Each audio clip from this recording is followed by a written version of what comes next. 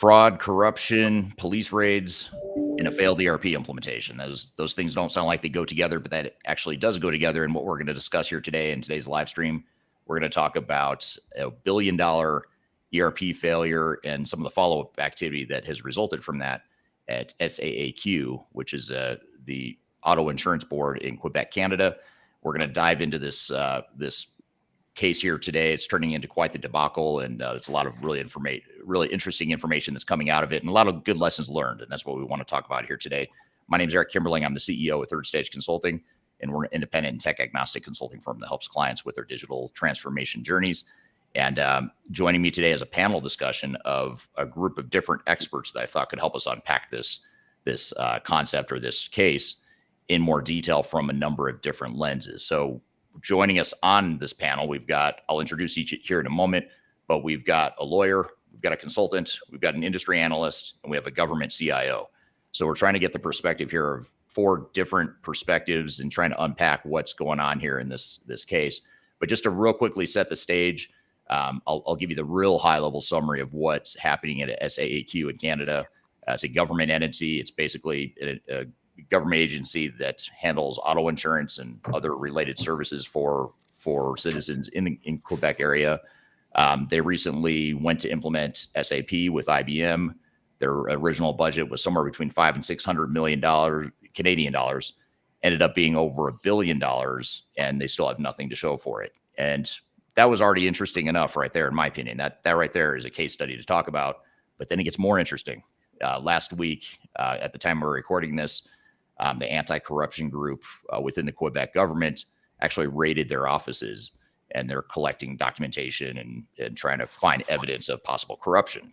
So there's a whole nother layer there. That's almost sounds like we're doing a gossip pop culture sort of discussion here, but it's actually related to enterprise technology, strangely enough. So that's what we're going to talk about today. We're going to talk about this big failure, what some of the lessons and takeaways are, and what we can do and what you can do as organizations to ensure that you're avoiding some of these same problems. So joining us here is several different guests, and I'm actually one thing I did just realize is I have the wrong. I can't change it now. I was going to change the formatting of the screen, but I can't do it now since we're live. But I'm going to introduce our guests here. Starting with you, Scott. And actually, just to set the stage for Scott, I actually read this article on Friday. One of our team members forwarded me an article from CIO magazine about this recent development in the case as far as the police raids and the potential anti-corruption.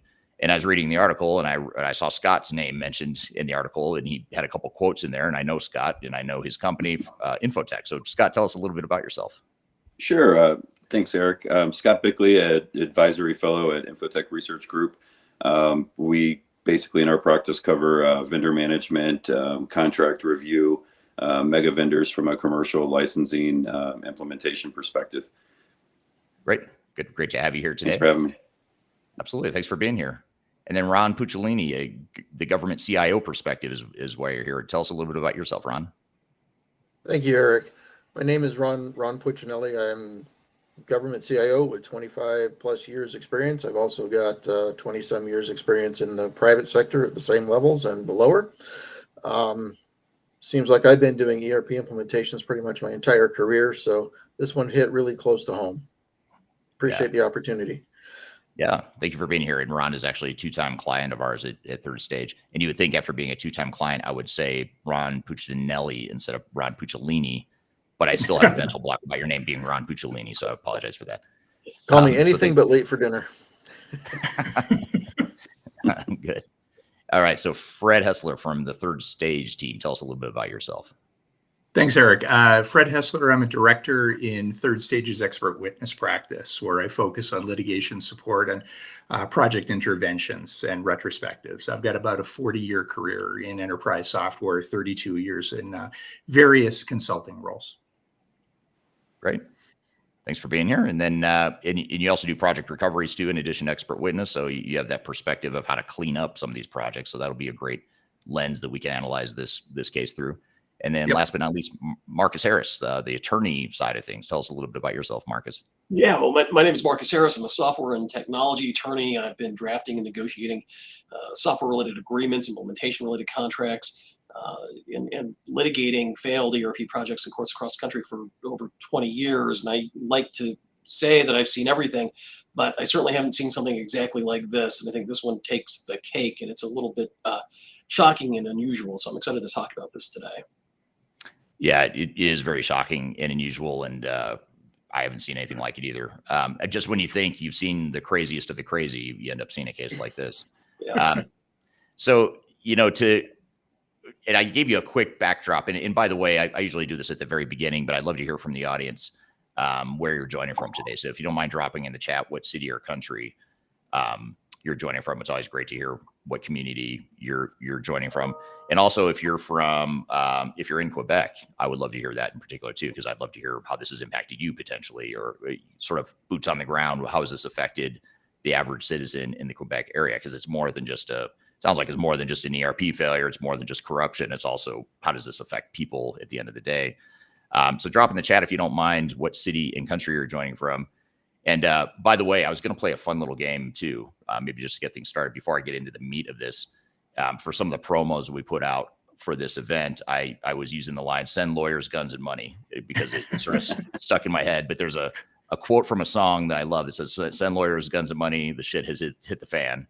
And that, I don't know why that just popped in my head as soon as I read this article, but I'd love to hear if anyone knows who the artist is that created that quote or that lyric. I'd love to hear your thoughts in the chat below. That's Warren Zevon. Oh, sorry. Oh, give it away, Fred. The audience. Sorry. All right. Well, tell us in the chat if you've heard the song "Lawyers, Guns, and Money" from Warren Zevon. It's a great song, and it just literally, as soon as I read this article, that's the song that popped in my head: is "Send lawyers, guns, and money." All right, so we've got a lot of people chiming in here and where they're joining from, and I'll get to that here in just a second, and as well as anyone else who might have heard that Warren Zevon song. But I want to start with you, Scott, here for just a second.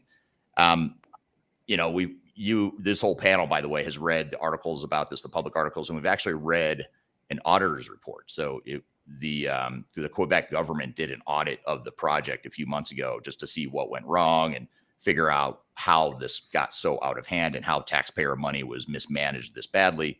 And the whole premise of it was not only to fix that project, but to figure out for other modernization efforts throughout Quebec, how could they avoid the same fates? So we got the full report from the auditors that did it. It was in French. We had to translate it because none of us speak French, and we've read the whole thing. So when you read all the details that we have about this case so far, Scott, and you were quoted in the article, the CIO article that mentioned this case more recently, what was your initial reaction? Was there anything that surprised you about this whole thing? Yeah, I mean, I think the scope and scale of this particular project failure was what struck me most dramatically. I mean, we're not unaccustomed to seeing large, complex, ERP related projects, especially in the public sector where the scrutiny is quite high. Those failures, get the limelight on them. I don't think we hear about the successes, nearly as much. So something goes live and it works, you tend to just go on with life.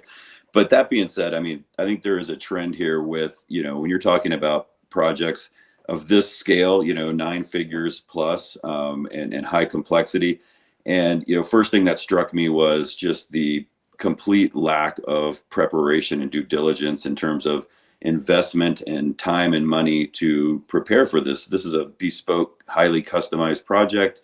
Seemingly, looking at the vendors involved, I was kind of scratching my head saying, are those platforms right for this type of functionality? There was a lot of things that immediately struck me as being off. So I think once it progressed past those initial stages, there were still multiple points in the process where this train could have been stopped before it completely went off the tracks, and it just went every chance there was to stop the train and to keep this thing from falling apart. It just was moved forward and moved forward and moved forward, and I think that's where we will eventually get into kind of project dysfunction morphed into ethical issues and kind of the corruption aspect, if you will. Yeah. Good point. And so, Ron, coming to you from the perspective of a CIO who's been through these transformations before, I mean, could you imagine anything like this happening on your watch, or if it were developing on your watch? What's your reaction to this whole thing? knock on wood, I've not had to do this personally. I have had to come in and clean a few of these up, not at this scale. That's always a lot of work as well. But I think the thing that jumped out at me to follow on with what Scott was saying is we've been hearing these same threads were specifically related to ERP type solutions and digital transitions in general of why are you trying to what I call boil the ocean? Let's break it into smaller pieces. It's easier, it's less risk. We got to do the upfront preparation. You got to invest in looking at your processes before you try and automate your processes. Otherwise, you're just automating garbage, for lack of a better word. Yeah. All of which seems to have contributed to the challenges that Quebec faced. I think the biggest thing that caught my attention was, if I remember the numbers correctly, something like a 560 plus day delay on a key oversight management report to the sponsors, to the stakeholders. You can't manage a project 2.5 years in arrears. It just, things get out of hand too fast. Yeah, they do. And one thing that you guys both have alluded to is this fact that they had decided they wanted a highly customized, unique system. And part of it too, there's sort of two pieces of this project. They had sort of the back office ERP-ish sort of system or focus, and then they had the front customer or the citizen facing side of things where people could register their insurance and their sort of their license plates and all that stuff on a website. So it's sort of an e-commerce thing. So there's those two pieces of it. So they say they wanted a highly customized system, but then they chose SAP without any real due diligence. They just chose SAP. It sounds like they didn't do a full evaluation. They didn't define their requirements in any sort of detail. What's your take on that, Fred, as an expert witness and just as an ERP consultant in general? Clearly, that's not best practice, but what's your reaction to it beyond that? Well, first of all, just obviously the presence of anti-corruption investigators makes this one extra spicy, right? We don't see that every day. So that made it interesting to begin with. But in terms of their preparation for it, yeah, according to the auditor's report, they did some very sort of surface analysis, and they were comparing two generic solutions, a custom build or an ERP in general. And unfortunately, they had an SAP consultant, it appears, doing the evaluation. So unsurprisingly, the chosen solution was an ERP. And then even less surprisingly, the chosen solution was SAP after that. What's interesting about this is it might have been one of those fairly rare situations these days where a lot of custom development might have been the right answer, actually. A monolithic ERP implementation probably was not, because they all knew there would be a great deal of customization going in. Yeah. That's a good point. It's right there. You're starting the project with totally misaligned strategies. I mean, you're saying one thing on one hand, you want a highly customized system, and then you go out and pick SAP, which is not meant to be customized. People customize it too much as it is, but it's not meant to be a highly custom developed system. If they wanted a custom system, that's okay. It's nothing wrong with that, but don't go with an ERP system, which totally conflicts with that. How about you, Marcus? What was your initial take when you noticed, or when you jumped into this case? Yeah, I think it's really just the presence of, collusion, deception. I think there was an allegation of contempt of Parliament. There was a cover-up. There was an allegation that project status reports that were submitted to Parliament were modified to minimize, the red flags. And to me, I mean, that in and of itself is just shocking. Is that the level of the cover-up on the part of SAAQ is certainly unusual. And the allegations that there was some sort of collusion in the selection of the integrator and the software vendor is very interesting, and not something that you see often. So, I mean, from a legality standpoint, I think all of that is very interesting. I think if you take a step back, it's shocking to me that just you see this. That's certainly unusual, but the unpreparedness, the unsophistication of the auto insurance, SAAQ company here in taking this project on is not something that at that scale that you see. And I think it's interesting that, in some of the documentation that I looked at in preparation for talking to you guys today, there were allegations that, their team was immature, arguably incompetent, unsophisticated. But that points the finger right back at the vendors as well. I mean, they're taking advantage of that situation, and they're the ones that you've got to look at too. I think here there's blame to go around, and I think it's going to be easy to point the blame at SAAQ, but you've also got to look at the vendors here that were just kind of taking the money and arguably taking advantage of the situation they found themselves in. I mean, you don't get to a $1 billion failure very easily, and it doesn't happen overnight. It No, didn't just, does they not. woke up one day and say, "Oh my gosh, we're at $1 billion.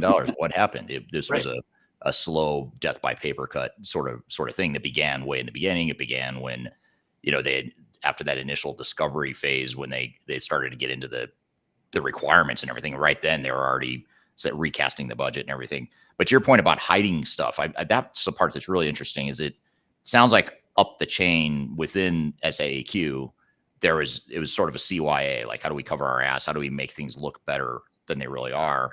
And then when things started to go south, it sounds like they broke this into smaller projects, almost like to hide smoke and mirrors, like sleight of hand, to hide the fact that they were going over the overall budget.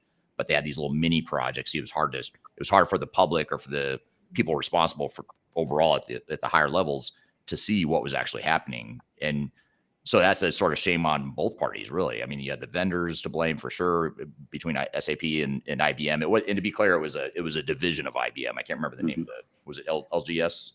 Yes, that's right. Group.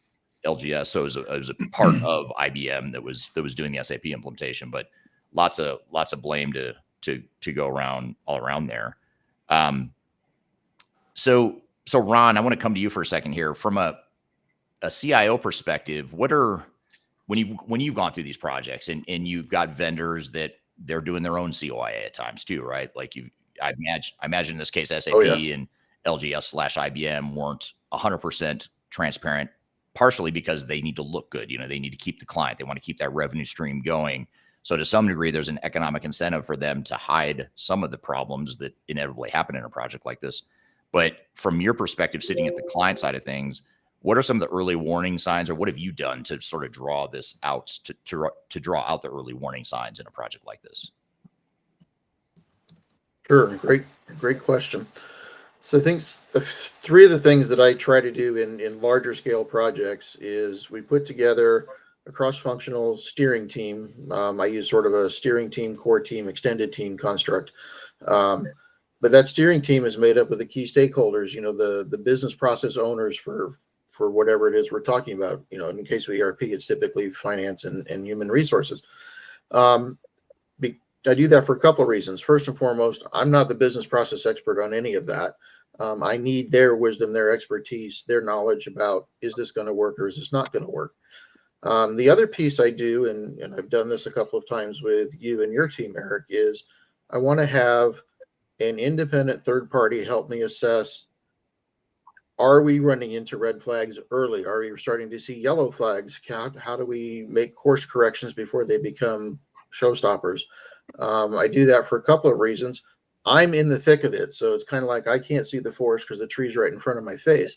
So I need that third party outside perspective to say, hey, vendors saying this, we're seeing that, there's a disconnect here. We need to make sure everything's still good. And finally is, again, breaking up projects from the beginning, not 2/3 of the way through or however far into it you are, of saying, in this particular instance, this was going to be a 10-year program. That's not a 10-year project. In my way of thinking, that should be 10 one-year projects or something similar to that. That way, again, we're not trying to boil the ocean. We're focusing on deliverable 1, then we're focusing on deliverable 2, then we're focusing on deliverable 3. And again, managing risk, reducing risk, increasing transparency by having a third party, having the right senior stakeholders involved can help, but it's not a guarantee. The other thing to remember is the vendor is not in this because they want to help you. They're in this to make money. The billable hours is their incentive. And if you don't manage that, you end up in these large overruns extremely quickly. That's why you want to do the work up front, the 3 to 6 months of phase 0, I think the article called it. You got to define your requirements. You got to do the process work. You got to have the teams in place. You got to invest in that organizational change management construct so that you, the client, are the ones driving the consultant, not the other way around. Yeah, it's a great point, and you bring up a bunch of good points as far as the economic incentive and how in this case SAP and IBM, their goal is to make money. And here's the interesting thing about digital transformations in general is that these are highly risky projects and highly costly projects for any organization. Mm-hmm. And the only parties that are guaranteed to come out okay on the other side are the vendors. They're always going to make money no matter what. And guess what? Their only risk is getting sued. And that is a risk, but it's not nearly as risky or common as a failure that can affect your operations for years down the road, on top of having budget overruns and time overruns and all the other chaos that goes along with that. So that's super interesting point. And I want to come back to a point that you actually mentioned in the CIO article here in just a second, Scott. But you make a point, a really important point in that article. I'm going to come back to it. But first, I want to just say hello to the audience here. We had a lot of people chiming in on where they're joining from. Michael on YouTube joining from Cleveland, Ohio. Thanks for being here. Ed joining from Texas, Dallas-Fort Worth. Thanks for being here, Ed. Someone from Montreal, Quebec, Canada on LinkedIn, although I can't see their name. They probably wanted to be anonymous because they maybe have something juicy to tell us about the what's going on the ground. And for whoever that is that's joining from Quebec, I'd love to hear your perspective. If are you noticing a service disruption as a citizen of Quebec, or what's the word on the street? I'd love to hear your perspective there in the chat. Oops, having an issue here. Hold on. I've someone joined on LinkedIn from Rotterdam, Stanislav, I believe it is. Matthias joining from Copenhagen, Phil joining from Columbus, Ohio. We've got someone joining from India, Spain, Denver. We've got people all over the world. So thanks for being here today. Really appreciate you all joining. A couple other people from Canada. Karen's in Ottawa, Canada. So thank you for being here today. So I'd love to hear in the chat too, by the way, as we're going through these questions, what do you think so far? What do you think the big challenges here were? What's your initial reaction to this? Because we're coming at it from our expert opinions or whatever you want to call it, but I'd love to hear your perspectives. And I'm sure many of you are experts as well. So I'd love to hear your perspectives in the chat on what your takeaways are here so far. So in the article, Scott, in the CIO article that was published last week, and this is actually the article that sparked this event, this live event that we're doing right now. You were quoted in there and you made a comment that's super interesting that I feel like is really under discussed. And it's not something that's very commonly discussed amongst us experts in the industry.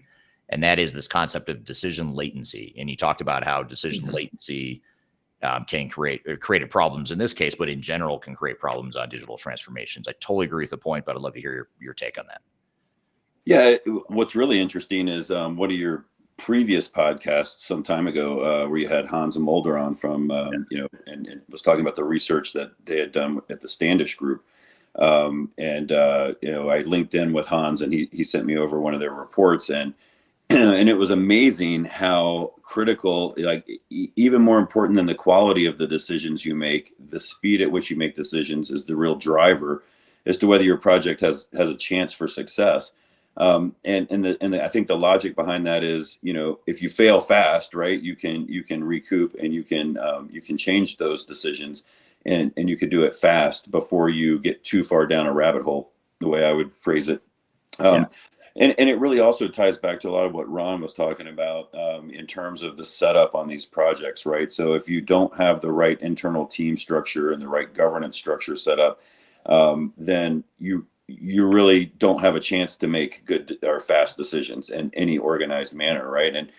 And to the point about the vendor, I mean, if you go to a mega vendor in this space, especially in the ERP space, we kind of characterize the vendor as one entity, and it's not. You're dealing with a sales team, and that sales team is incented on selling you a solution. So they're going to of course speak to the high level requirements and the if you haven't done the due diligence to really get down into a granular level to put them on the spot to say, is your solution really going to be able to handle these types of unique requirements for a municipality? And, have you done this before? And, any type of vetting, they're going to sell you the solution and say, you know, yeah, our solution's highly configurable. We could do anything for you.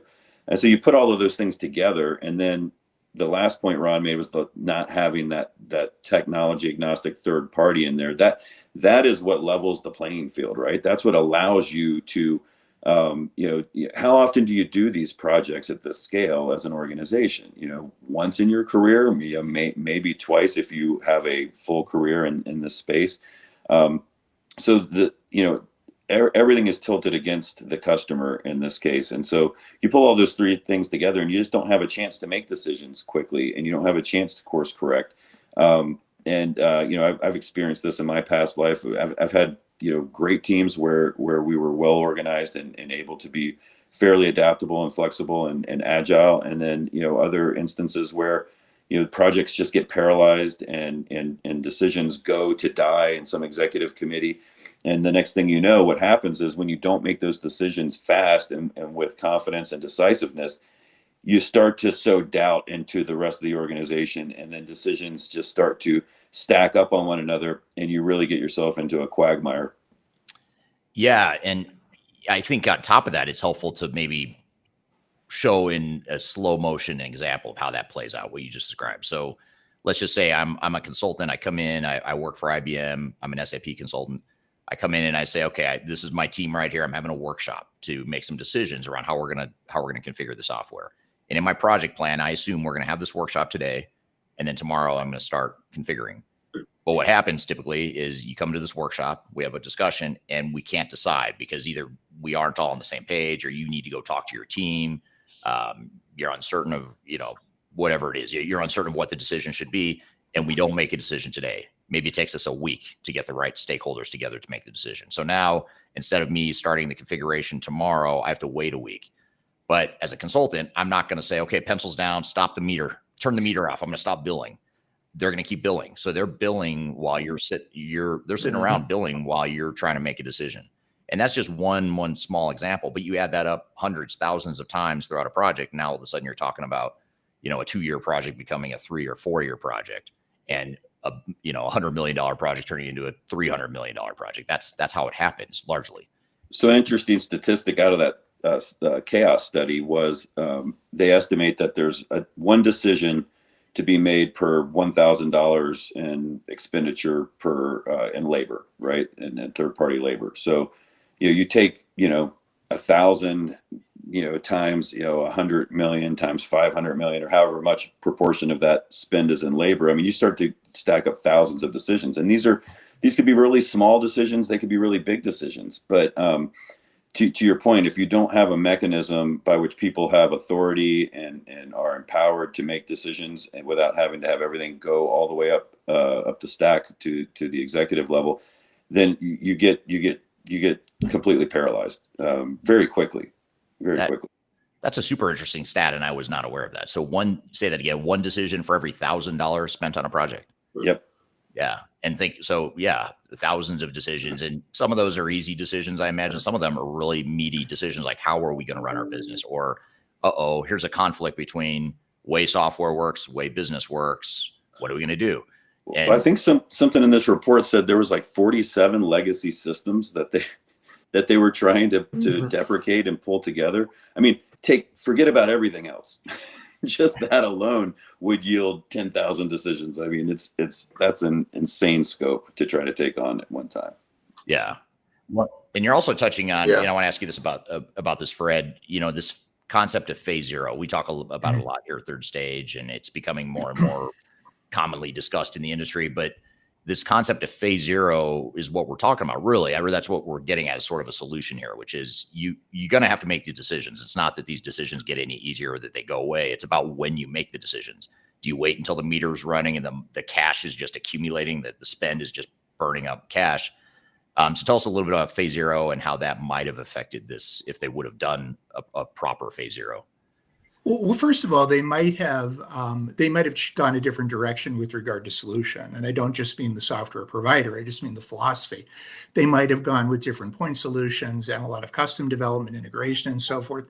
Just feels like from a little bit we've read about this, that might have been a better approach here, although I can't say for sure. But once you had determined the approach you want to take, One thing that struck me is something we see all the time.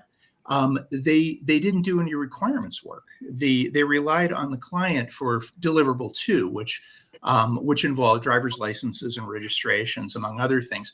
They relied on the client to document as-is processes. And it took them a long time, right? Well over a year after the contract was executed.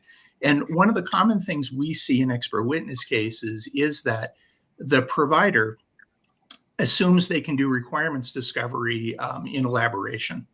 They assume 98% of the requirements discovery is going to be done in a little bit of elaboration instead of doing upfront work. And this is a common problem. I see, and for going on for several years, I see practitioners simply not doing any sort of requirements analysis work up front and just assuming, sort of hand-waving away the complexity. And in this particular case, the auditor said the requirements around driver's licenses and registrations were grossly minimized, and that's primarily what led to the budget overruns. And we do see this phenomenon happen a lot. It's easy for the practitioners to kind of hand wave away the complexity and assume they'll figure it out as they go. And that rarely works. It's an excuse not to do any work, honestly. And I see it too often. Yeah. Yeah, great point. I'm going to come back and get Marcus and Ron. I've got a follow-up question for you here in just a second, but want to turn to the audience here real quickly again. We've got Fernando joining from Lima, Peru, beautiful part of the world. Thanks for joining. HW joining from South Africa, Ness joining from Los Angeles. HW on YouTube says, seems there is a universal defect. Could be. Although I think, to be honest, I think the potential defects in the system were probably the least of the problems here because I think some of those defects may have been self-inflicted, and there's all this other stuff that seemed to play into it. And again, I apologize, I don't know this person's name, but the person joining from Quebec came back with a response of, well, how does it look? What's it like now? So this is the perspective of someone living in Quebec and how it's affected them. So they say, yes, initially, yes, there was a big disruption in services with impact of a couple of months. Nowadays, the platform is working really well, and you can access information about your own license plates, vehicles registered under your name, and you can do changes. The other day, I had to request a license plate change and was able to do it within just a few clicks, paid the money, and got the template in less than a week. So it sounds like the system's working okay. Now, I guess the question is, was it worth $1.1 billion? And was it worth, all the heartache that led up to where you are today? I mean, that's always the $1 million question. If you can get to the other side, great, but what's the collateral damage along the way? Some other comments here. HW on YouTube says, seems there is a deficit in outcome-based and stage gate governance models. This is a really good point because, Marcus, I guess from your perspective as an attorney, when you think about when to move on and to say everything's okay, so let's move on to the next stage of the project, let's move on to the next phase, how does that factor into some of these cases from a legal perspective? Well, those are always critical, right? I mean, what you don't do, and what happened here is they rushed to. It looks like they rushed to a go live. I mean, I think some of the documentation suggested that they had only completed 20% of the testing that they should have, and they ignored red flags and went live anyway. I mean, you certainly can't do that and expect success. So I think, from a contractual governance standpoint, you want to have a framework put in place that dictates milestones, deliverable deadlines, testing requirements, what happens when deliverable testing doesn't work, what is the vendor or the integrator obligated to do. You want to have all of these things detailed with a very high level of specificity. But if you don't spend this time in this phase 0 that we were talking about a little bit ago, you don't have the tools to be able to do that properly. I mean, you've got to put the work in on the front end to make sure that you have the data, the information, the requirements to be able to govern that project throughout the life cycle of that project. And if you don't do that, I think you're really just going to set yourself up for failure. And, who's to blame for that? Well, I think the blame, there's enough to go around, as I said before, but certainly, I mean, a customer that is not doing the initial due diligence, that is, hiring their friends, which may have happened in this case, and then covering up, the collusion, that is a recipe for absolute disaster. And I think that's what you got here. And we understand from the person in Quebec that it's working, fairly well today. But like you said, I mean, what's the consequence of that? And I think government investigations, criminal liability, it's all waiting for these people. So yeah. That's a great point. I want to come back to actually a couple of conflicting comments here that maybe, Ron, you could help us sort out a little bit here from a CIO perspective. So, and they're not necessarily in conflict. They're just two different opinions that need to be reconciled at times. So Kenneth on LinkedIn says decision frameworks are needed, empower teams to make decisions. And it sounds fair enough. But when I put it up against this question, this is where I wanted to get your take, Ron. This is from someone totally different. This is from Michael on YouTube. Says the challenges are that we are in the environment of no transparency. As businesses, we look to integrators as experts, and the integrator's motivation is to make revenue. My organization is failing. So on one hand, yes, you need to empower teams, you need decision frameworks. But on the other hand, when I say we, if I'm you, Ron, we're not the experts. We run a government agency and government entity. We don't do this for a living. You do, Mr. or Mrs. Consultant. So how do you reconcile that? How do you empower the team, but at the same time have ownership of the team when you're not an expert on this stuff? How did you find that right balance in your experience so far? It's not easy. I'll give you that much. It's a challenge. I think there are two, maybe three key ways we approach this. I approach this. One is at contract and sales level. If I know that I'm taking on a project that my organization may not have expertise in, then I want to do one of two things. I want to find another consultant, a third-party consultant that has that expertise that can help me ride herd on what's going on, or alternatively, put that onus on the contractor who's doing the implementation. Say, look, you are the expert. In contract, I'm explicitly saying it's your job to make the right decisions, to let me know what has to change to make that transparency. Without that, it will not be in their boilerplate contract. It's just going to be, we're going to bill you monthly and you're going to pay within 15 days and yay, let's go. The other side of that is, it's really easy to say, well, I can't see what they're doing. I don't know what they're doing. But then that comes back a little bit on me as a CIO for my organization of saying, well, if I don't understand what's happening, how do I ever be successful at managing this? I need to make sure I understand. I need to make sure that the consultant, the implementer, explains it to me in a way that I can get it, that my fellow leaders in the project can get it, and we can explain it to our key stakeholders, our board, our electeds, whatever it might be. So it's, again, it comes down to, if you're not really clear on what you're trying to get to, sort of like if you don't know where you're going, any road will get you there. That works, but again, you run into lots of cost exposure and litigation exposure and things like that. So make sure your contracts back up any weak areas you feel you might have. If visibility is one of them, build that in. Bring in a third party, build it into your contract, whatever that might be, so that you have the visibility, you have the leverage you can pull on the project to say things are good, things are not good. And one thing I think our attorney was mentioning is, don't ignore those yellow flags and red flags. When somebody says there might be a problem here, assume there is, dig in and figure it out. Do that as fast as you possibly can and as thoroughly as you possibly can. Most of the time it will end up being nothing super bad.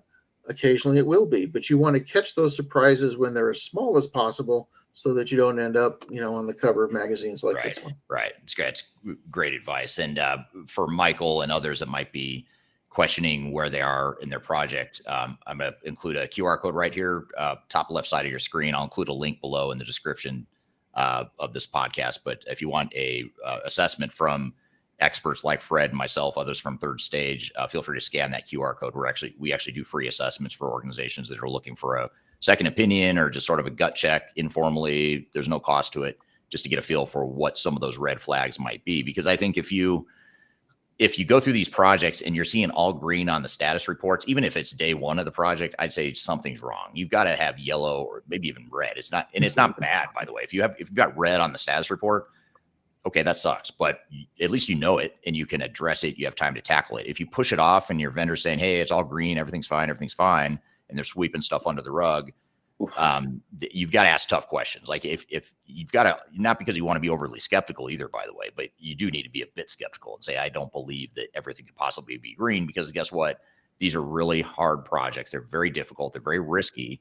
No matter who you are, no matter how good you are as an organization at leading change, it's going to be challenging. So that's super interesting. And so you having a agnostic, and I know this is going to be a plug for Third Stage and Infotech as well. Third Stage and Infotech, Marcus is obviously tech agnostic, but having tech agnostic providers that can take a look with a fresh set of eyes that aren't getting paid by the software vendors, that's really important. Because if you're the only one, if you as a client are the only one that your consultant is making money off of, then they're going to represent your interest, not necessarily that of the vendor. So I think that's an important thing. So I'll leave that QR code up here if you'd like an assessment. And we actually have a number of free assessments we do for organizations throughout the world. So feel free to scan that if you'd like to learn more about it or register for that. So Marcus, I want to come to you on this point, the same point around, because I know you talk a lot about this in cases that you're involved with and you and I have worked on together. This whole concept of, hey, we're not the expert, but the expert is here and they're telling us what we need to do, and we believed the vendor, and therefore it's all their fault when this project fails. What's your reaction to that, or how do you assign blame in this case? Well, I mean, I think it's critical in these contracts that you really have to identify that vendor or that integrator as an expert. You hired them for a reason, and they're the ones that do this every day. They make their living doing this, and the life cycle of these projects is so long that the likelihood that anybody in your organization has done more than one or two of these is probably small, right? Unless you're hiring experienced people for these skill sets. They're managed kind of on a part-time basis by subject matter experts. And I mean, you really need to put contractual language in not only the consulting agreement, the MSA, but those statements of work. And there's always assumptions provisions in these statements of work. And the form contracts that you're going to get from your integrator are going to put all of the responsibility for the success of that project onto you as a customer. And you have to push back on that. Certainly, there's dependencies, right? You've got to make these decisions quickly. You've got to provide the right access, the right information to them. But it's not that one-sided. And I think there's got to be some sort of a balance here, because if you have a bad contract and you get into a situation like this, you have no dog in the fight. You have no recourse. They will know it, and they'll walk all over you. And I think the likelihood that these things are going to fail is really high, and the likelihood that you're going to end up in litigation, while not as high, it is still there. And if you end up in litigation with a contract that doesn't protect your interests, you really aren't going to get very far. And that's not a good position to be in. Out millions and millions of dollars on a failed project, and then without any recourse, is not where I want to see my clients. Yeah. How about you, Fred, as an expert witness, which, by the way, just for those that don't know what an expert witness does, an expert witness would be someone like Fred, who's below me on the screen, working with Marcus next to him, who's an attorney. Attorneys are there to assess legal liability and to make their argument for their client, whether it's plaintiff or defense.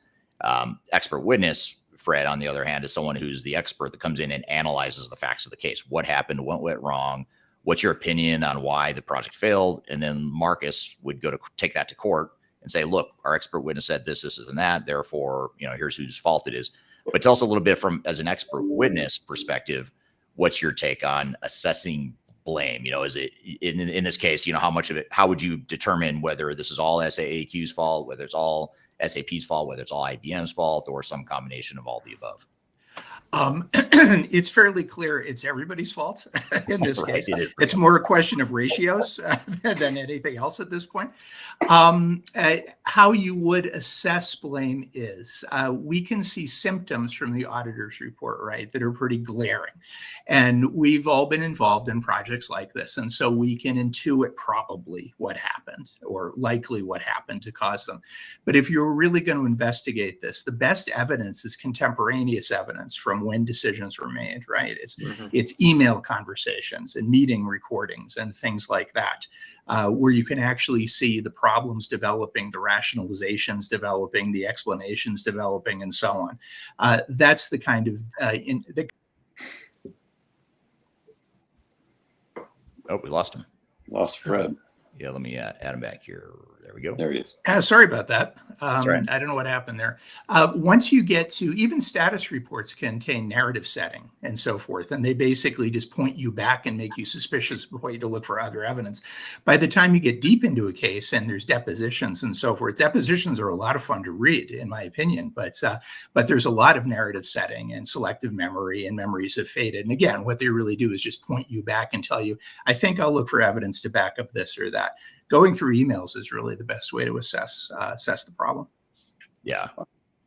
Yeah. And I think, one thing where I would say in this case, SAAQ has a heavy dose of blame to take is the lack of planning and preparation up front. Because if you let the fox into the hen house, so to speak, too soon, then okay, the fox came in the hen house and killed all the hens, whatever, killed all the animals. The fox, shame on the fox, but shame on you for letting the fox in too soon. And so, in this case, if they would have taken the time to do due diligence up front and to do phase zero, and for those of you that are wondering what phase zero means and the things that we mean by phase zero, download this checklist right here. QR code, top left side of your screen. We'll include links below. But if you scan that checklist, that gives you some guidance or things to think about that you should be doing during the project. And I would guess if SAAQ were to go through this checklist here, we'd probably find that they didn't do a lot of that. So, coming back to you, Marcus, what are your thoughts here? Fox guarding the hen house. How does that factor into these cases, and how does it affect legal liability? In other words, is it if I let the fox in the hen house, I bring in the vendors too soon and I haven't done my own due diligence, and then the vendor takes advantage of me? Is that my fault or is it their fault? Is it both? Like, what's your take there? Well, I think somebody said it a little bit ago. I mean, there's fault everywhere, right, for doing that. And I think that's to your point. But from a legal perspective, certainly, I mean, if you've got someone that's motivated by the billable hour that is basically running your project and managing it for you, with very little input from you, that is a recipe for disaster. And that is a common theme in the lawsuits that we will litigate, where the customer didn't take on enough responsibility, they didn't have enough due diligence on the front end, and they really did rely on that vendor to manage that project, to figure out what the requirements are. And it's easy to point the blame at a customer for doing that, but you have to understand that these projects are sold by salespeople that are motivated by getting the revenue into the company, meeting their goals, going to President's Club, whatever it is, and they are notorious for minimizing the complexity of these projects, minimizing the length of the project, telling you that they've got industry best practices baked into this, that it's going to be smooth, and you have to look at that with a high level of skepticism. I mean, if somebody is telling you, hey, this is going to be easy, we can do this within months, this software is designed for your industry, it's incorporating all your industry best practices in there, it's just not true. It just isn't. And you've got to push back on that. And I think a lot of people don't do that, and they take that at face value, and then that perpetuates the problem, because you think, oh, this is going to be easy, I don't need to devote as many resources as I thought I was going to, because I'm on this fast track to implementation, and we'll just sit back and let the vendor do what they do. And now you're in a multi-million-dollar failure. Right. And go ahead, Ron. Sorry, I just wanted to tag on to what Marcus was saying there. That comes back again to, I think, we can't, as the clients, just say, here, consulting firm X, it's your job, go do it, tell me when it's done. They will do that. They absolutely will do that. They're more than happy to send you invoices monthly. That doesn't give you and your organization any time to A, understand what's changing about your business process, and B, prepare for that change and bring the organization into readiness for that kind of major change in your business. So now you've got the solution. Let's just assume they do it right and it's absolutely perfect, the best solution ever possible. But you got an organization who knows nothing about, again, set yourself up for failure in that we do things the older way. We're trying to learn how to do it the new way. It's day zero. We're going live. We got customers and we don't know how to do it. You've got to, again, bring the organization and the project together and bring them along at more or less the same speed, so you don't end up with that huge disconnect in human capability versus technical capability. Yeah. Go ahead, Scott. I was just going to say, I mean, all of that is, Marcus and Ron just said is spot on. I mean, 100%. Here's what is amazing to me, right? So knowing that there was just this vacuum of preparation, basically, like whatever was done during that year was probably more bureaucratic in nature than, really functionally or technically deep and focused on what the solution should be. I can envision high level scope statements or, outcomes that they wanted to realize, but not really any analysis of how to get there. So you go through, there's like a couple phases of this project. The first phase was called like delivery 1. And it looks like that was installation of basic finance, admin, and HR functionality. So and it looks like they sailed through that. So my guess is that's just out of the box. Let's install this baseline ERP functionality. And delivery 2 is where you start getting into the bespoke custom requirements around the actual functional solution. And what's amazing is within like a year, they ran through and ran over the full budget for kind of that delivery 2 development phase. And at that point, that was in like 2020. So, at that point you had a raging red flag waving in front of you. And instead of, and this is where the whole concept of this sunk cost fallacy comes into play, and people get caught up in, the politics and the culture and the outside, viewpoints of how you're going to be viewed if this is a failure. Well, the project had failed at that point. Basically, that was an abject failure. But instead, they doubled down. They went back for more money. They did it in a way that they didn't have to go all the way to the top of the hierarchy for oversight and approval. And all of a sudden, the status reports, you were talking about status reports earlier, earlier on, they were like red and yellow, and there was, it was a rainbow. Then they went green for 3 years straight. And so I just had voices in my head with, I could picture being the customer and the vendors telling me, don't worry, we'll catch up. We'll be able to get there. It'll be okay. It'll be okay. And it's like green, green, green. And it was just digging the hole deeper and deeper and deeper. And so, okay, great. Mea culpa, you totally missed the boat on preparation. You should have invested, 1 or 2 years and $25 million in getting it right and understanding what you needed to do for data remediation and integrations and functionality and figuring out how to build it and how to select vendors and the whole 9 yards.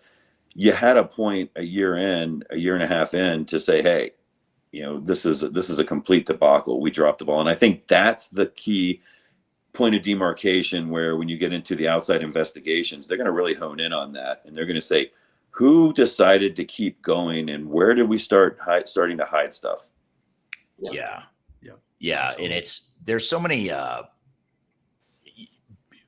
organizational and human behavior dynamics that go into this. I mean, it's a lot of times, even though we opened up with the whole corruption, fraud, the dramatic result here, but it usually in these cases, even the biggest failures we've seen, usually the intentions are good.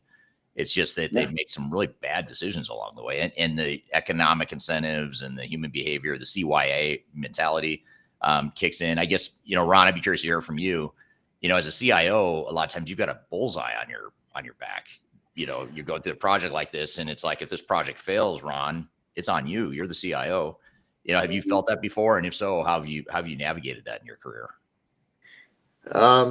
Absolutely. I felt that every time we take on one of these projects. That's why my joke about CIO, it doesn't stand for Chief Information Officer. It stands for career is over. But It's a great line. You always have the target on your back because inevitably these projects are perceived as technology projects, right? I claim they're all business projects with a tech component, but nobody else sees it that way.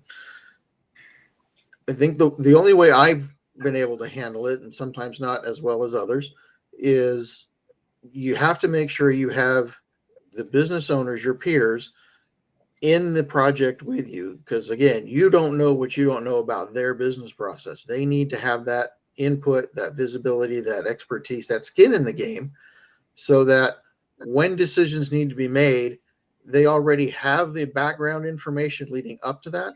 They're able to process the information you're giving them now. They're able to make the decisions relatively quickly and have it be a relatively high chance of being the quote unquote right decision. If you're trying to bring in your VP of insurance in this particular case, and this is the first time they've encountered any information from the project, you have to bring them up all that way. Whereas if you've been having at least periodic status reports written, they've attended various status meetings, not every month, maybe quarterly, whatever it might be, but at least they've got some familiarity with what's going on. But at the end of the day, it comes back to the client organization of saying, we wanted to do this. We're having issues. How do we fix it? How do we contain it? And if it is deemed a quote unquote failure and we need to stop, then let's make that decision quickly. Let's not wait 2 years, 5 years, 8 years down the road. Let's make those decisions. As they say, fail fast, right? So that you minimize the bleeding and you get to a point where we can regroup and we can fix, or we can say, hey, that was just a bad idea. Yeah. The idea of having though your business partners with you as a CIO in that conversation is absolutely crucial, because I think somebody mentioned earlier selective memory. They'll all want to say, oh, that was an IT project and we had nothing to do with it, and yeah, fire him. So. Right. Eric, I pick up on something that Marcus said earlier. There's one consistent theme we see when we see bad projects is that customers didn't raise a red flag soon enough. And there's a lot of reasons for that. Most of them are psychological and emotional, I think. But we consistently, they don't object early enough, and they don't understand the appropriate escalation paths within the contract. And consequently, there's a lot, if you do wind up in litigation or arbitration, there's a lot of fuzz as to, well, you never told us you were unhappy. You kept paying the invoices. Yeah, but there was a meeting on May 3rd where I said I was unhappy. Well, where are the notes for that? And so on. Really always encourage customers to know those key escalation paths, and raise your hand if something doesn't feel right. And actually, don't be afraid to stop the project. As Scott, to your point, no one does that. Right. And you really need to. It's that sunk cost fallacy at work. And there's a certain amount of emotional blackmail that providers will do. They'll say, well, if you pause the project, I can't promise you'll get the same team back. Well, why would I want this team back? I'm stopping the project because it's a catastrophe. Right. Yep. So don't fall prey to that. Yeah. It's a great point. And they're really good at, the better you feel, the more likely you are to keep the project going, keep the status quo, keep paying the invoices. But feeling good is different than being logical and rational and moderately skeptical, and owning the project too. Really, a lot of this comes down to ownership. I mean, you have to know that, look, this isn't going well. And I know you, Mr. or Mrs. Vendors, are saying that I should keep going as is, but I'm not going to. And we're going to call a timeout. We're going to reassess. We're going to revisit, that sort of thing. I want to get to a couple... What we don't know either is, they've got the system to a point of minimal viable functionality, but you can read in the report where certain of the expected drivers of ROI, I think something called twin billing, was supposed to deliver $246 million in ROI, was completely omitted late stage in the project. You don't really know what kind of glue guns and popsicle sticks this thing's functioning on today, right? Mm-hmm. I mean, it could be quite fragile. And you look at the testing right at the end, and you can see where they were accumulating defects faster than they were fixing them. And they still went live without addressing critical testing from an end-to-end basis. I mean, they have multiple stages in this project to, in the Kanban world, stop the line and take some different approaches. Why do you think, Fred? Why do you think they went forward with it? You know, that's a great point that Scott just made. But we've seen this a lot in expert witness cases and other project failures that will help recover. It's just sort of like you plow ahead, you jump off the cliff and go. I mean, what is it that leads to that? I don't know. I can't tell exactly what the problem was here, but in other cases, we've seen the pressure from the vendor. There's definitely a deployment philosophy out there in ERP that says, just put it into production and we'll clean it up later, right? This sort of crash landing approach philosophy, which is extremely painful operationally, obviously, to the organization. That might have been the philosophy here. Sometimes, frankly, it's just fear and shame on the part of the program management and sponsorship. We don't want to admit to our superiors that we're late again. We're going to have to reschedule again, move the deadline again. It's embarrassing. I might lose my job. That might have been the case here, too. In this particular case, we've got clues, at least, that the upper management of the agency didn't like to receive bad news, right? There's clues in the auditor's report that internal auditors who tried to raise red flags in 2023 were treated pretty abusively by the CEO. So maybe that's an indicator it wasn't the kind of organization you want to convey bad news up the chain. Yeah, it wasn't. You know, criticism. I was just going to say that for that last point, Fred, that's pretty huge. And it's something that I experience frequently in our interaction with clients is, you know, we'll be dealing with, you know, let's call them boots on the ground line managers that, you know, are maybe a level or two levels away from the C-suite where the decisions are being made and driven. They can oftentimes see the train wreck from afar getting ready to happen. And they're struggling, right? Because on one side, it's like, I have my job. I can't go and completely rattle the organization and make a fuss, but I also want to do the responsible thing and give fair warning, right? And so there is a level of abstraction above that. You know, there's a number of things that could be driving the reasoning for these decisions, but it seems like a lot of times the middle management is unable to have accessibility. Yep. And, you know, to be able to speak openly and be heard, which could really, you know, head off a lot of these disasters, you know, or allow the organization to course correct in a way to get to a better result with, you know, versus the approach that they are currently taking. We do see that pattern an awful lot. There's people within the organization, either in the IT organization or people in business areas who've been through significant projects before in other jobs, and they'll raise doubts and realize it's not a safe environment for pursuing those doubts. And in this case, they actually had a governance structure put in place, one element of it that made sense. They had occasional drop-ins, it appears, from third-party consultants who would take a look at the project. And it appears from the auditor's report that these third-party consultants expressed doubts over and over and over again, and they were ignored.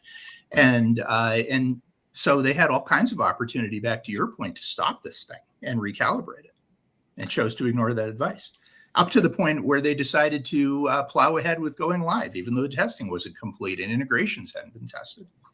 Yeah. And you know, once you guys bring up a really good point, internal politics and culture can certainly affect these sorts of projects, and it has nothing to do with the technology. You know, that's a much bigger issue, way below the surface of the iceberg. But, you know, one thing that we've seen, Fred, and I'm curious, you know, Scott, I don't know if you may not see it as much just because of your, you know, we have different business models, but I'm curious to hear from the two of you. You know, one thing I know, Fred, you and I have heard at Third Stage is, you know, you go into a situation like SAAQ, we're independent, we're third party, we come in with our assessment, and we point out the things that need to be fixed. And then you get the vendor, a lot of times they'll say, yeah, but Third Stage is independent, they're tech agnostic, they're not SAP experts like we are, even though we've done 1 million SAP projects. Okay, yeah, we're not representing SAP, we're not selling SAP, but we are SAP experts. But they'll create this perception that, well, they're independent, they're agnostic, we're the real experts in SAP, and we're telling you everything's fine. Have you, you know, what are your thoughts on that, Fred? Or have you seen that before? And I'm curious to hear your thoughts. Absolutely. And the problem is never the specific technology being deployed. These are generic problems involved in implementing technology. And they're the exact same problems we've been struggling with literally since the 80s, I think, maybe probably before that, right? They're the same generic issues we face again and again. It has nothing to do whether it's SAP or Infor or whatever. Yeah. It's hey, trust me. When I hear anything akin to that, then I need some backup, right?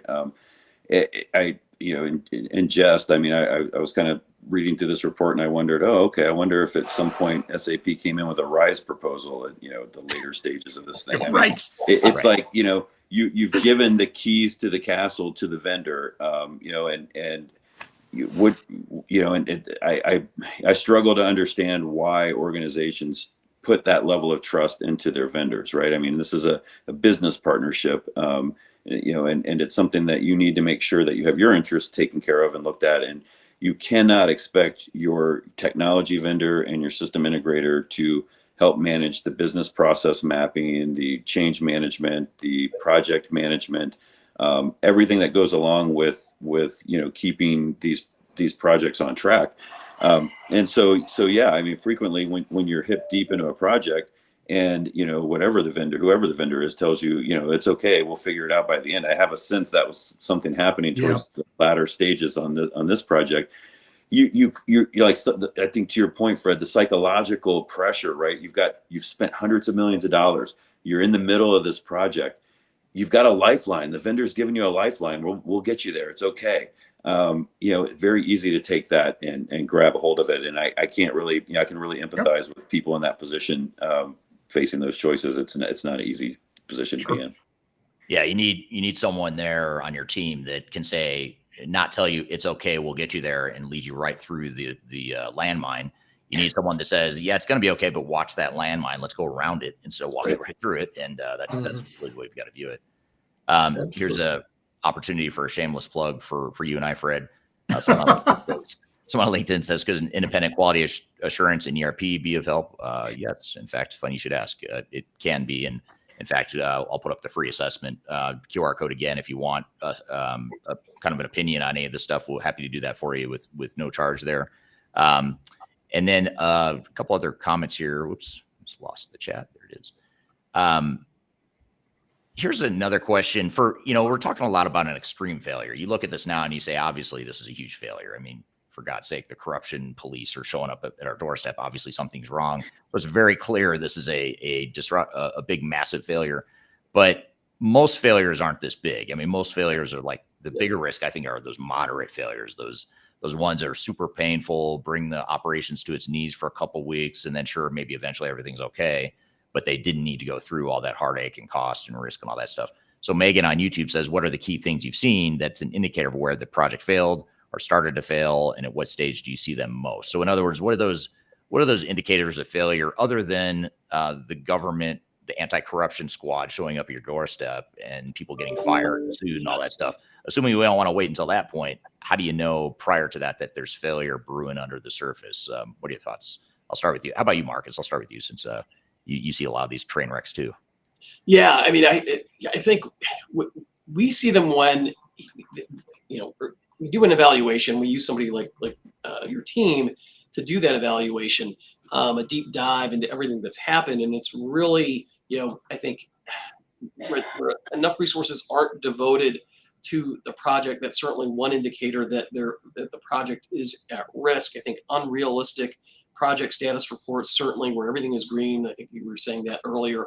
And one of the things that somebody said that resonated with me is, when did you start hiding stuff, and whose decision was it to keep going forward? And there's always a tipping point, and that's a pretty good summation of where the tipping point is, right? It's where you understand that the resources that you have to devote to this thing to get it to just the minimally viable product,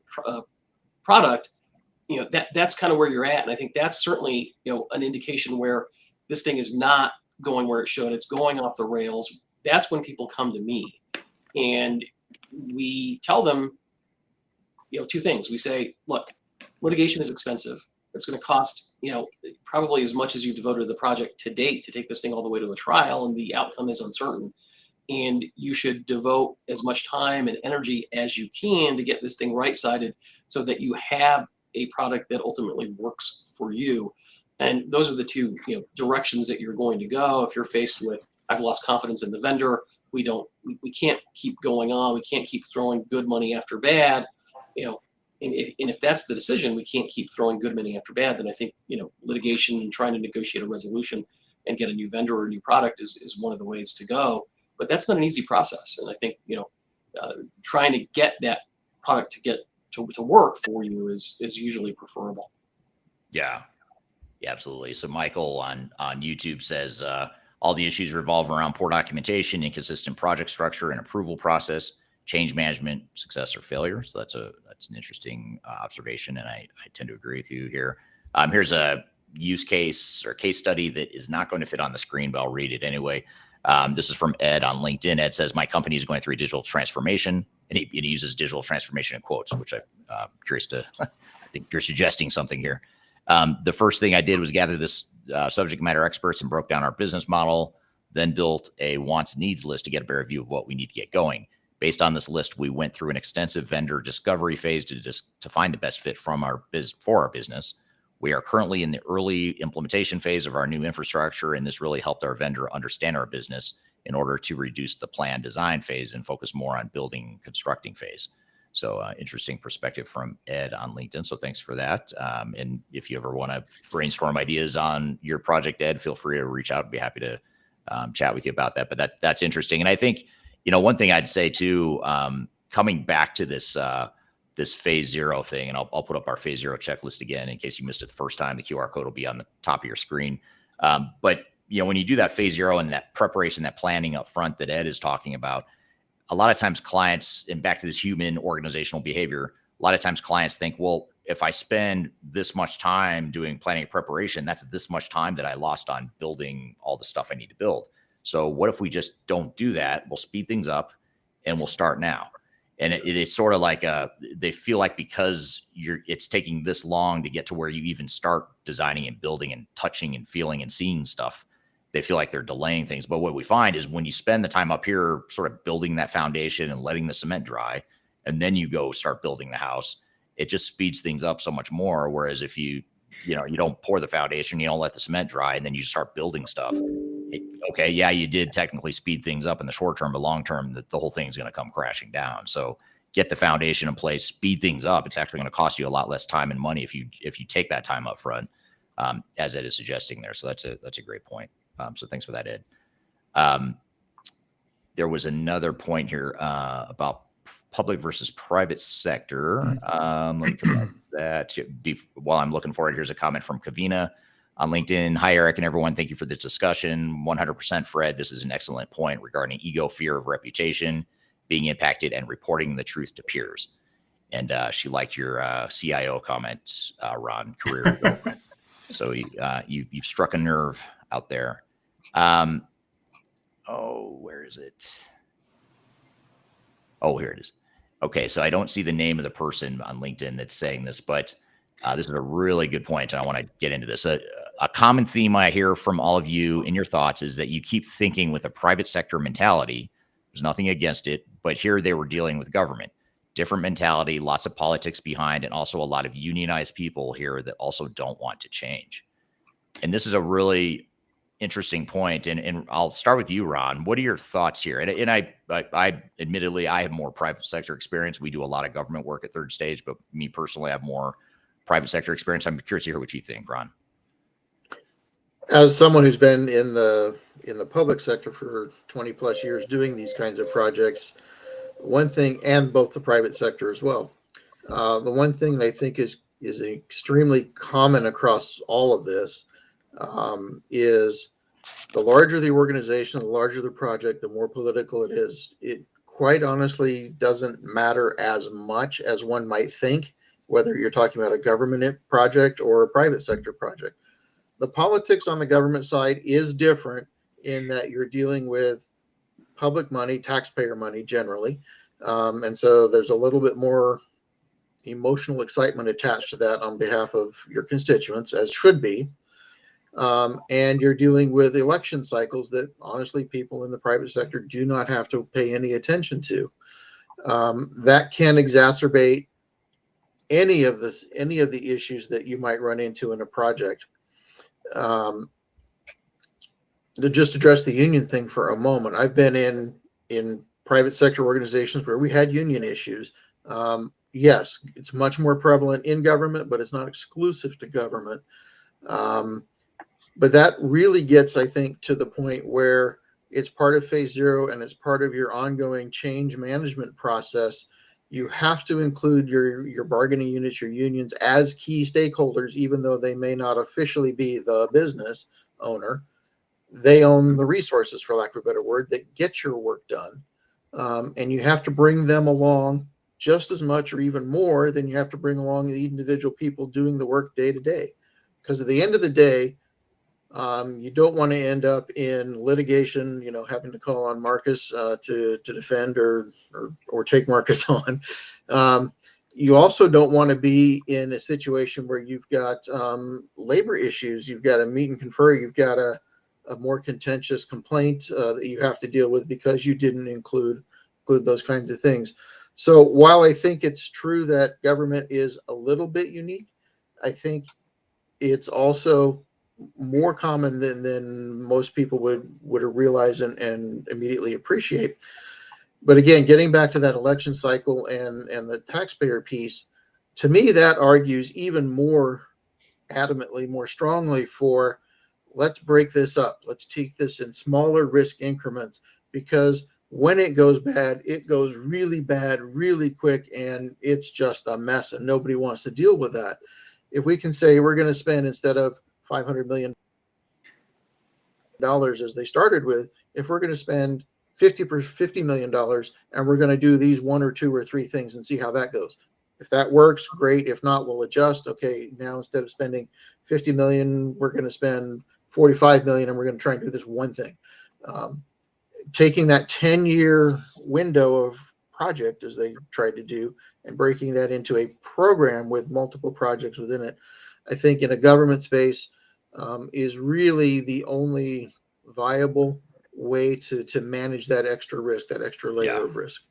Yeah, that's a great point and great way to put it. And you do, I think the bigger issue here is, it's really important to understand who you are and what you're dealing with. You're culturally, politically, organizationally. Right.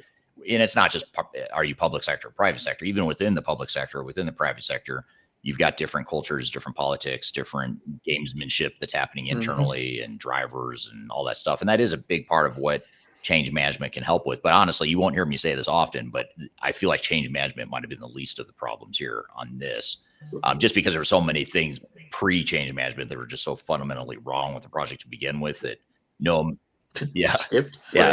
don't know that any amount of change management could have fixed this, which I hate to say because I love change management. I'm a huge believer in it, obviously, but I don't think that would have helped, but I don't think it would have fixed the problems here.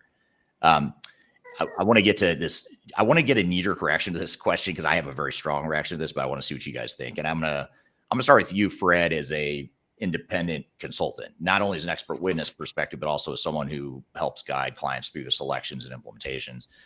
But the question here is from Phil on YouTube. He says, "How do you select vendor number 2 after vendor number 1 fails?" What's your knee-jerk reaction to that, Fred? I just want to see what your thoughts are. I think it's good to take a pause and do a brief retrospective on what went wrong. Be honest with yourselves on, if you're the customer, be honest with yourself on your complicity in the problem, right? What you could have done better, and learn some lessons from it, and then just apply those to another selection. I do agree, it may sound self-serving, but I do agree that you should bring in a selection firm or someone independent to help you guide that, to kind of take some of the emotion out of it.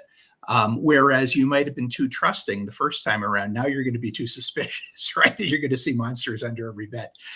So it's probably, I would bring in somebody to help guide you through that process, but learn lessons from the first time. Try to be dispassionate about it, and maybe take a break before you move into the second one. Let the dust settle a little bit. Yeah, that was my thought too, that's the last thing you should be doing, is saying, okay, well, let's go find another vendor. We had the very first expert witness case I was ever involved with was one that was very large, very well known, not quite as big as this one. I think it was like a $700 or $800 million failure, which is still massive and excessive. But in that case, they had the organization, it was a big manufacturing company. They had they tried to implement PeopleSoft, and they had a big, massive failure. And they went into litigation with PeopleSoft. They settled. And then they just went straight to SAP and said, all right, well, we've got two options. We're a huge company. We either, at this time, this is before Oracle and Microsoft D365 were really viable options at the time, or at least for larger organizations. So they said, well, we already tried PeopleSoft. Now I guess we're going to SAP. And they didn't do an evaluation. They just went straight to SAP. That led to the failure that they hired me as the expert witness for. And in fact, one of my points in the report was that they just went straight from PeopleSoft to SAP and did the exact same things over. And guess what? You changed the vendor, but it didn't change the results because you ran it the exact same way. In that case, unfortunately, the judge actually struck that part of my report. I couldn't talk about the PeopleSoft failure from the past because it was not related, in his opinion, to this case, but in my opinion, it was. But I think that's something you have to watch, is not just assume that the vendor's the problem and go find a new vendor and move on. So I want to do this just as sort of a wrap up here to sort of summarize and bring this all back full circle. I want to ask each of you, just what advice would you give to someone who's trying to avoid failure or remediate projects? What's that single, couple things that you would suggest that clients do if they're worried about failure, if they worry they might be failing or they are failing, whatever stage they're in, what can they do to mitigate risk and avoid situations like this? I'll start with you, Scott. Well, I think a lot of the things we've already talked about, right? I mean, to me, the biggest thing that's overlooked is the upfront planning and preparation and factoring that into the total cost of ownership of the project. I think there's an enormous pressure when someone has this idea or they get an idea that's greenlit and they go to this funding committee with a high level number that hasn't really been vetted in detail. Instead, go and ask for, like Ron was saying, break it up into chunks. Hey, we want some money allocated to go through this planning and specification development process. Let's look at what our problem, statement is versus what the solution sets look like in the marketplace. What do those requirements really look like? What's it going to take for us to, really do the remediation phases before we even get to something where we're developing the solution in most cases?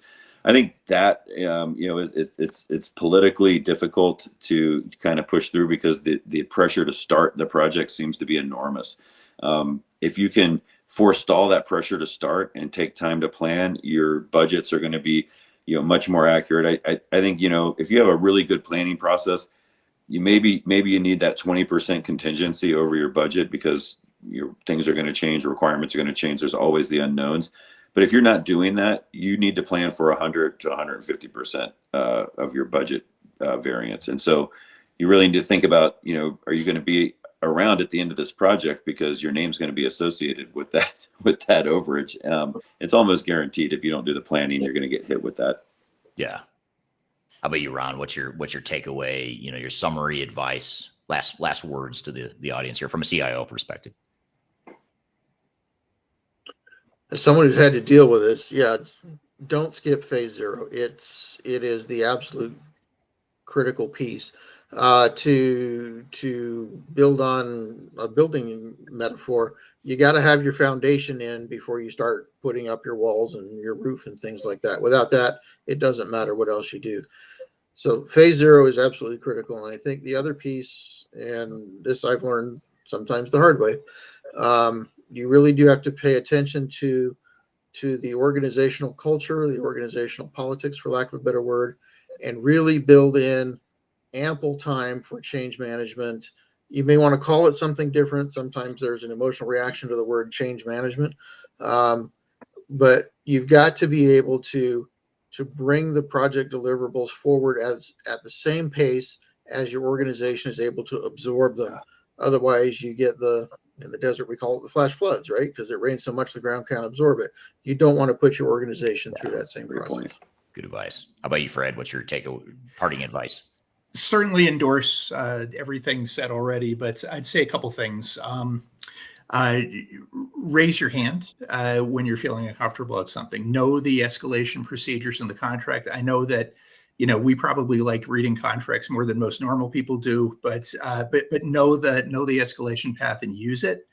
And don't compromise on your stage gate criteria. If you set up stage gate criteria that say you're going to complete all the testing successfully before you go live or go into UAT or whatever, do it.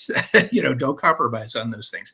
And the thing I say to a lot of clients when they find themselves in difficult situations is, I know you hired these people because they're experts and you're not, but trust your instincts. You're probably right. Right. Yeah. Great advice. How about you, Marcus? Well, it's really three things. And the first is have reasonable expectations. Know what you're getting yourself into. Don't believe the hype from the sales team and the vendors. Then I would say you've really got to document your business requirements. Anything that is critical and any kind of critical piece of functionality that is a reason for that digital transformation, or you engaging that particular company moving away from your legacy system has to be documented in the contract. And the final thing really is use that contractual negotiation process to put a good, solid contract that functions as a governance document for the life cycle of your relationship with that vendor, so that when something does go sideways, you can pull that contract out of a drawer. You can point to Section 5, Clause 3, and say, "This is what's supposed to happen. You need to do this. We need to do this," and understand the contractual escalation. So that to me is really giving yourself an opportunity for success.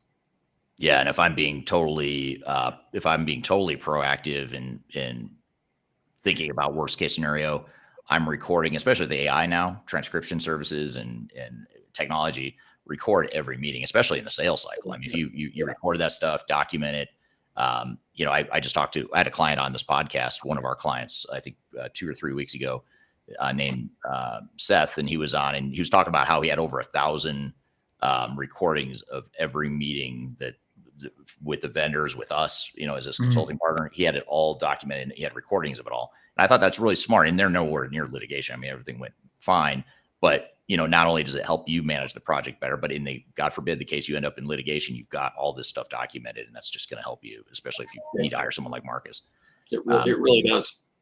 Yeah. Well, good. Well, thank you guys. I appreciate you being here. And for those of you that want help, or you want, to bounce ideas off this, you've got 5 people here from different perspectives that can help. You've got Scott from Infotech, analyst firm, great firm, by the way. Not only do we partner with them, but we're a customer of theirs. And I think, Ron, you're a customer as well. And so I highly recommend checking out Infotech. They're a good alternative to some of the bigger, fluffier analyst firms out there.